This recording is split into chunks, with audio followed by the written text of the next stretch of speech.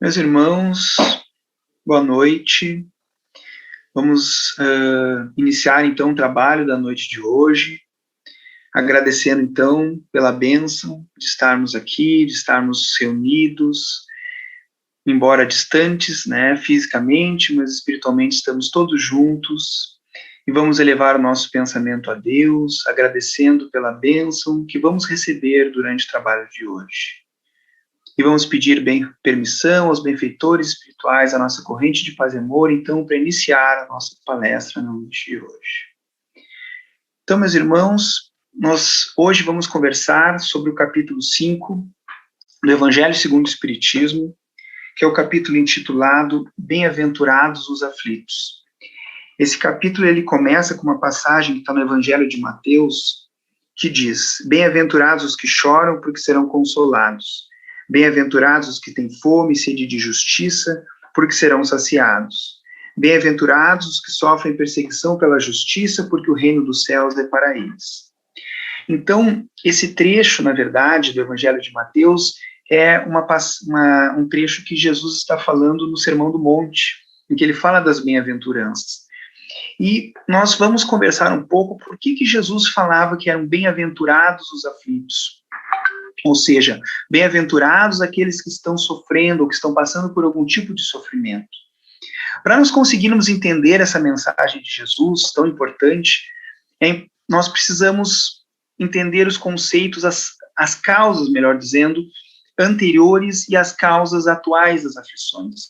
Então, os Espíritos no Evangelho nos falam que nós temos causas dos nossos sofrimentos que na verdade, são resultado de vidas passadas, e que nós temos causas que são devido a atitudes que nós estamos tendo na vida atual, que são as causas atuais.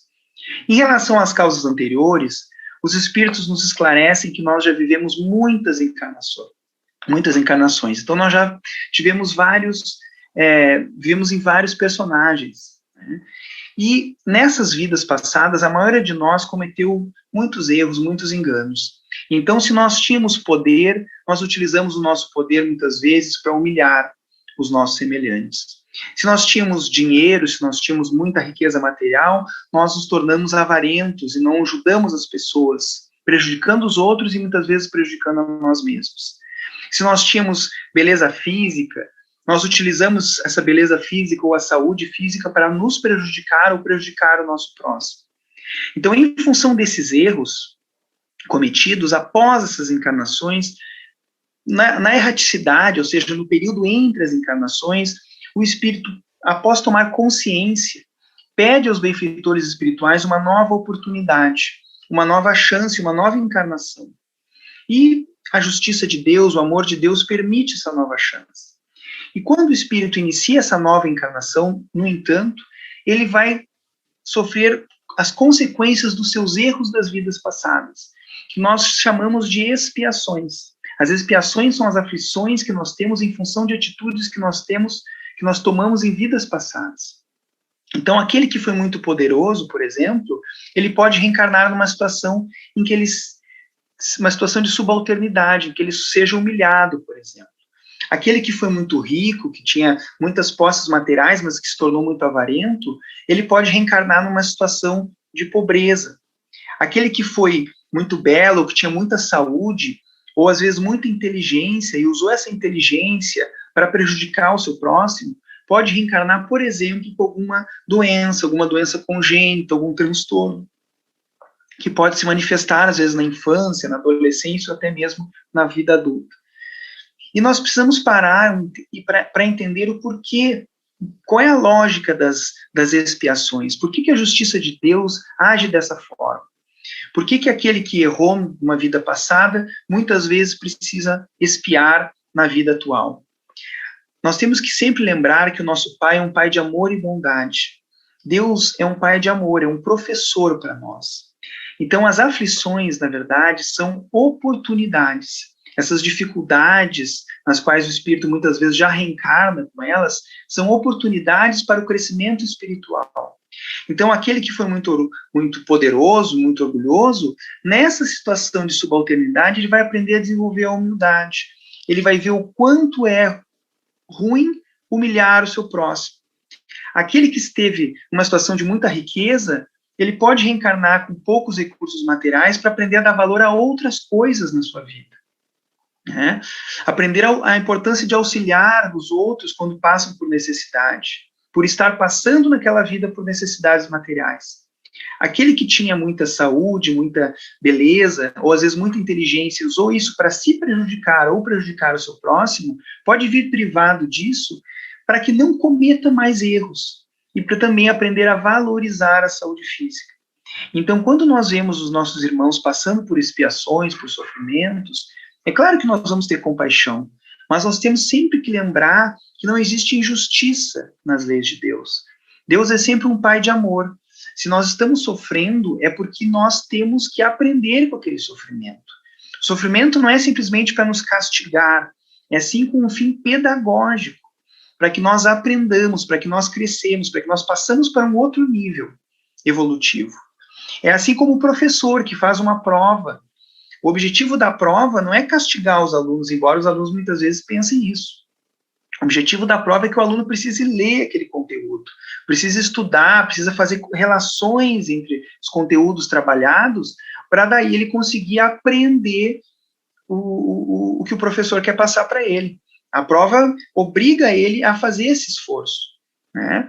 Não é por mal que o professor aplica a prova. Mesma coisa um pai quando está educando um filho, por exemplo. Às vezes, quando o filho não se comporta, é importante o pai, às vezes, lá tirar o brinquedo. Ó, tu não vai brincar com esse brinquedo porque tu não está te comportando bem. Ou tu não vai na pracinha porque tu não está se comportando bem. Por que o pai faz isso? Não é para judiar do filho. É com o objetivo de ensinar, que o filho entenda que aquele comportamento negativo teve aquela consequência ruim. Né? Dessa forma, ele não vai diminuir a chance dele repetir aquele comportamento negativo. Então, o pai, nosso pai, Deus, tem sempre esse objetivo pedagógico conosco, porque ele sabe que nós somos espíritos em desenvolvimento, nós somos crianças espirituais. Ele vê nossas quedas, as nossas falhas, não como algo que ele condena. Deus nunca nos condena, Deus nos vê como crianças. Quando a criança está caminhando e cai, o pai não condena ela. O pai sabe que ela vai se levantar e que um dia ela vai caminhar e vai ser um adulto. E Deus vê em nós o anjo que existe em nós. Né? Existe até aquela música espírita tão bonita, né, que é um dia todos nós seremos anjos. Né? Deus olha para nós e vê o anjo que nós teremos, que está em nós, a semente do anjo. Mas ele sabe que esse anjo não vai se desenvolver sem um estímulo. E o sofrimento, a aflição, muitas vezes é esse estímulo. É a mola propulsora que faz com que o espírito mude de nível. Porque muitas vezes os espíritos nos falam, quando nós vemos alguém que está passando por uma expiação muito grave, muitas vezes são espíritos que já tiveram várias encarnações em que falharam naquele mesmo ponto. E aí Deus não quer que o espírito continue aquela sequência de erros em diversas vidas. Aquilo precisa parar. E dessa forma Deus permite esse sofrimento, essa expiação. Né? Deus permite, porque Deus não enxerga apenas a nossa vida atual, ele enxerga o filme das nossas muitas existências. Ele sabe o que nós fomos e o que nós seremos no futuro. Como nós falamos, Deus vê o anjo, o espírito puro que vai se desenvolver em nós. Então, por isso que ele permite que nós passemos por essas aflições. É claro que ninguém gosta de sofrer, mas as aflições têm esse objetivo. O sofrimento, a dificuldade é uma oportunidade de crescimento. Existem espíritos que falam que as encarnações em que eles tiveram mais dificuldade foram as encarnações em que eles fizeram maiores progressos.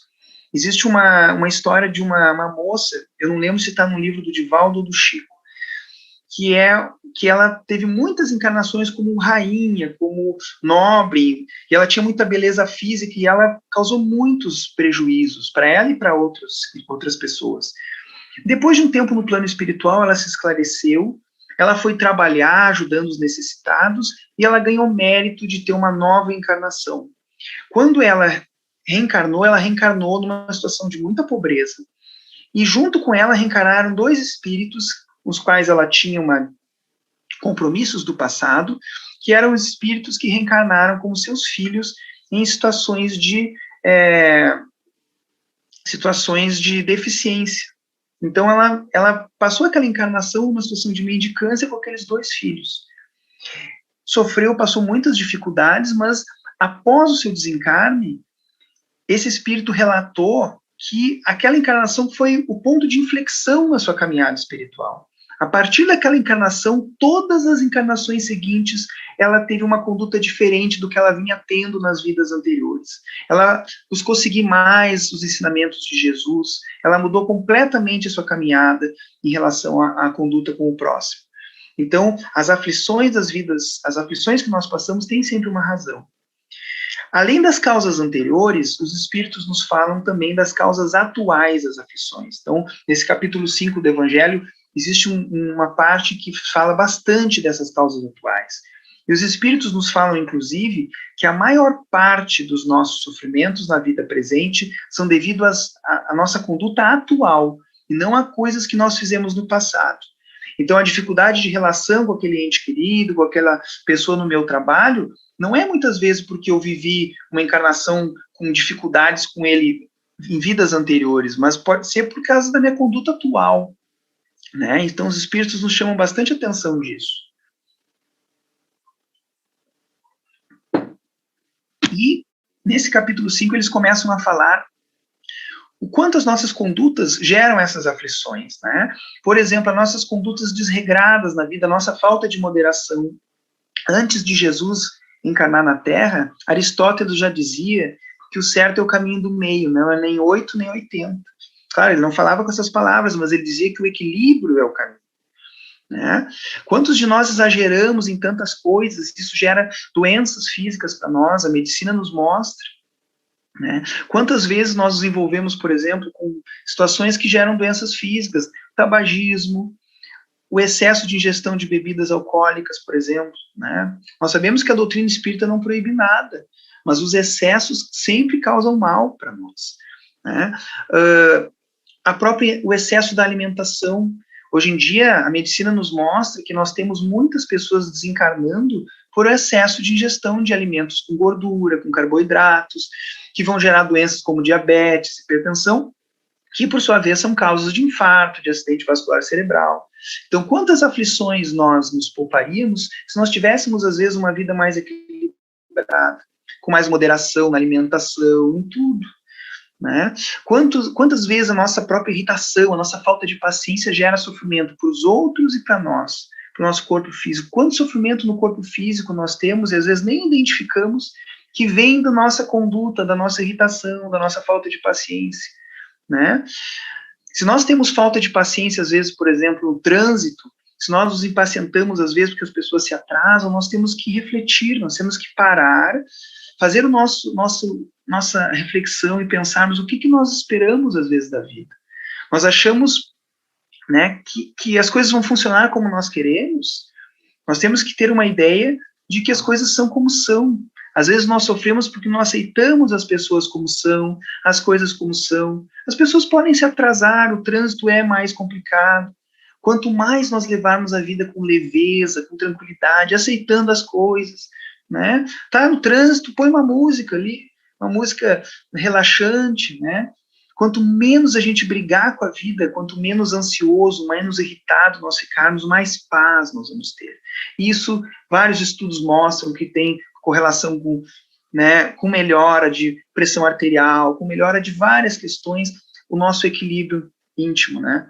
E também a nossa relação com o próximo, né? A nossa relação com o próximo. Nós aprendemos a tolerar, a perdoar. As pessoas não são obrigadas a pensar como nós pensamos. As pessoas podem ter as suas opiniões. E o fato de nós termos a nossa opinião, para a nossa opinião ter valor, não significa que nós temos que convencer o outro da nossa opinião. A nossa opinião tem valor por si, assim como a opinião do outro tem valor por si. Né? Eu sou espírita, por exemplo, mas eu não posso tentar convencer o meu irmão a ser espírita. Ele pode ter a religião dele tem valor e a minha também tem valor. Então, nós respeitarmos, tolerarmos as diferenças, o quanto isso vai nos trazer paz e vai diminuir as aflições que nós temos na nossa vida. Nós aprendemos o perdão também. Embora o perdão seja muito difícil, o perdão, ele é uma receita de paz. Quando nós perdoamos o nosso semelhante, nós estamos dando um presente para nós mesmos. Embora nós achamos, muitas vezes, que estamos fazendo um favor para o outro, O perdão é algo que nós fizemos para nós, é um presente que nós damos para nós, porque nós os libertamos dos sofrimentos e das mágoas que causam tantas aflições. Às vezes o outro nem acha que precisa ser perdoado, nem reconhece que errou, mas se nós estamos com aquele sofrimento, com aquela mágoa, vamos perdoar. Então todo esse aprendizado vai nos livrar de muitas aflições na nossa vida atual, que não tem nada a ver com a vida passada. E é muito interessante a sabedoria de Deus. Enquanto nós não perdoarmos, nós vamos continuar sofrendo. Quando é que nós vamos diminuir o nosso sofrimento, a nossa aflição? Quando nós conseguirmos perdoar. Enquanto nós ficarmos impacientes, irritados, o sofrimento, a aflição vai continuar. Quando é que nós vamos diminuir essa aflição? Quando nós conseguirmos ter mais paz na nossa vida. Então a aflição de novo, o sofrimento de novo atuando como um professor, como um objetivo pedagógico. E por isso que Jesus nos fala, bem-aventurados os aflitos, porque os aflitos que aprenderem a lição que o sofrimento tem para proporcionar, vão para outro nível, vão se desenvolver e vão atingir uma situação de mais paz. É claro que existem irmãos que ficam aflitos, por exemplo, né, pela impaciência e passam a vida inteira aflitos, e ao desencarnar continuam aflitos. Então, a aflição, nesse caso, não chegou a realizar a mudança, a modificação, que é o objetivo dela. O aluno não aprendeu a lição, mas quando aprender a lição, a aflição vai embora, porque ela tem esse objetivo sempre pedagógico. E aí, sim, serão bem-aventurados, porque aprenderam, porque cresceram, porque passamos para um outro nível. E é interessante também nós pensarmos que, mesmo com esses sofrimentos, as aflições que nós sabemos que são importantes para o nosso crescimento, nós podemos ser muito felizes. E isso está no Livro dos Espíritos. Nós vamos ler 2 perguntas aqui do Livro dos Espíritos, da 4ª parte, que é das Esperanças e Consolações, em que Kardec pergunta para os espíritos a respeito da possibilidade de nós sermos felizes, mesmo estando num mundo que tem tantas aflições. Então, a questão 920, Kardec pergunta: pode o homem gozar da completa felicidade na Terra? E os espíritos falam: não. Por isso que a vida lhe foi dada como prova e expiação. Dele, porém, depende a suavização de seus males e o ser tão feliz quanto possível na Terra. Então, o que os espíritos responderam a Kardec?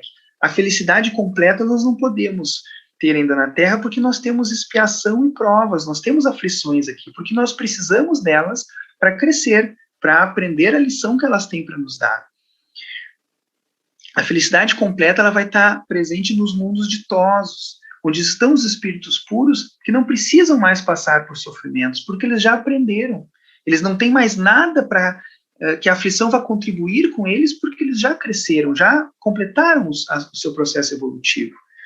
Mas apesar disso, no nosso mundo, nós ainda podemos ser felizes.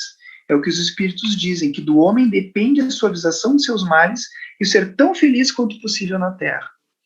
E complementando na questão 921, Kardec pergunta: concebe-se que o homem será feliz na Terra, quando a humanidade estiver transformada. Mas enquanto isso não se verifica, poderá conseguir uma felicidade relativa? Ou seja, enquanto o nosso mundo ainda é um mundo que tem provas, que tem expiações, que nós temos aflições, nós podemos ter algum grau de felicidade? E os espíritos respondem para Kardec: o homem é quase sempre o obreiro da sua própria infelicidade. Praticando a lei de Deus, a muitos males se forrará e proporcionará a si mesmo felicidade tão grande quanto comporte a sua existência grosseira. Então, falando que nós podemos ser muito felizes, né? E é importante nós buscarmos a nossa felicidade. Porque ao estarmos felizes, ao estarmos bem conosco mesmo e fazendo o bem para o nosso próximo, nós, nesse estado de felicidade, de paz, nós não apenas beneficiamos a nós beneficiamos os outros, aqueles a quem convivem conosco. Assim como quando nós estamos infelizes, irritados, impacientes, quando nós não estamos bem, nós também contaminamos o nosso próximo, às vezes sem querer, com esse estado negativo. Então, buscar a sua felicidade é fazer o bem a si e ao próximo também. E vamos terminar, então, comentando um pouco sobre uma mensagem que tem no livro Caminho, Verdade e Vida, que é um livro escrito por Emmanuel, que foi o guia espiritual de Chico Xavier, em que nós vamos refletir um pouco sobre a questão também da aflição, né? Porque muitas vezes, apesar de nós sabermos que a aflição ela tem esse objetivo pedagógico, ela tem esse fim educativo, de fazer com que nós evoluamos, que nós mudemos a nossa conduta, que nós, enfim, melhoremos, a aflição muitas vezes ela pesa para nós, né? Existem situações muito difíceis na nossa vida em que nós nos sentimos às vezes sem forças para enfrentar. É claro que Deus nunca nos dá uma prova que nós não temos forças e condições de enfrentar, mas nós às vezes nos sentimos medo. Então, nesse sentido, uma mensagem muito bonita de Emmanuel a respeito disso é a mensagem 83, Aflições, em que Emmanuel fala: é inegável que em vosso aprendizado terrestre atravessareis dias de inverno ríspido, em que será indispensável recorrer às provisões armazenadas no íntimo, nas colheitas dos dias de equilíbrio e abundância. Então, por mais que nós saibamos, né, intelectualmente a importância da aflição, na hora que nós estamos enfrentando a prova, não é fácil. Não é fácil. As dificuldades pesam para nós, né? E nós temos dias de inverno, em que parece que muitas dificuldades se avolumam, né? Por isso que Emmanuel fala que é importante nós termos provisões armazenadas no íntimo, que colhemos nos dias de equilíbrio. Quando as coisas estão bem, nós temos que buscar ser felizes, fazer o bem ao próximo, temos que buscar estudar e ler a doutrina espírita, nos ligarmos a Deus, porque são nesses dias que nós vamos colher essas provisões, essas forças para enfrentar os momentos difíceis da nossa vida que vão chegar. Então, importante isso, né? Emmanuel continua: quando surgir um dia assim em vosso horizonte, compelindo-vos à inquietação e à amargura, certo não vos será proibido chorar. Então, diante das dificuldades, das aflições, por mais que nós entendamos que elas têm esse fim educativo, nós podemos sim chorar. Nós temos que nos acolher, né, e entender que está sendo difícil, que as provas são difíceis mesmo. E não tem nada de errado em nós nos sentirmos tristes muitas vezes, né? Quantas vezes o Chico, quantas vezes esses benfeitores também choraram diante das dificuldades, né? Faz parte. Mas o que Emmanuel fala é que nós não podemos esquecer de Jesus. Entretanto, é necessário não esquecermos a divina companhia do Senhor Jesus. É nesse momento que nós temos que nos ligar mais forte ao nosso Mestre Jesus.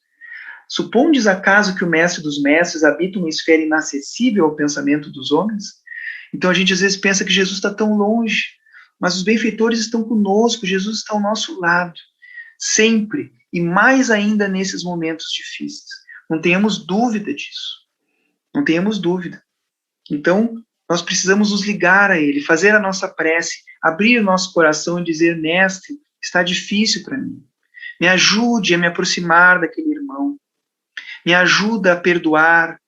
Me ajuda a achar a solução para esse problema em que eu não estou conseguindo ver saída. Então, esse é o momento em que nós temos que abrir o nosso coração. Porque Jesus sempre vai nos ajudar. A resposta sempre vai vir. Nós nunca estamos sozinhos. E não há problema que não termine. Uma vez, o Chico Xavier recebeu uma mensagem de Nossa Senhora que dizia para ele: Chico, isso também a mensagem dizia assim: isso também passa. Ou seja, todas as dificuldades da nossa vida passam. Que nós possamos ter fé e confiança para enfrentar elas da melhor forma possível. Por isso, vamos nos ligar a Deus nesses momentos. E termina então Emmanuel dizendo: não olvidemos, portanto, que nas aflições é imprescindível tomar-lhe a sublime companhia de Jesus e prosseguir avante com a sua serenidade e o seu bom ânimo. Então vamos pedir a Jesus que Ele nos dê força para enfrentar as dificuldades que nós precisamos enfrentar, para nós tirarmos a lição. Meu Deus, me ajuda a enxergar o que eu preciso aprender com essa prova, com essa situação que está acontecendo na minha vida.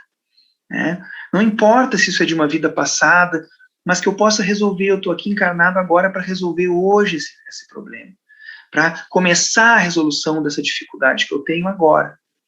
Então vamos pedir força para Jesus, que nunca vai nos faltar, para que nós possamos aproveitar o que as aflições, o que o sofrimento tem para nos ensinar, e aí possamos crescer, evoluir e sermos então mais felizes.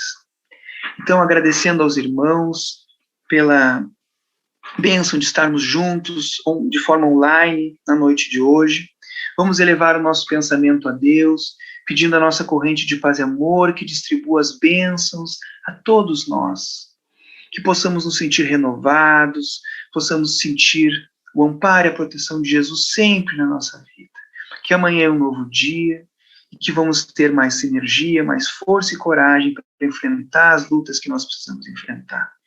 E com a permissão de Deus, de Jesus e da corrente espiritual de paz e amor, damos encerrado, então, o nosso trabalho na noite de hoje. Muito obrigado, meus irmãos. Boa noite, fiquem com Deus.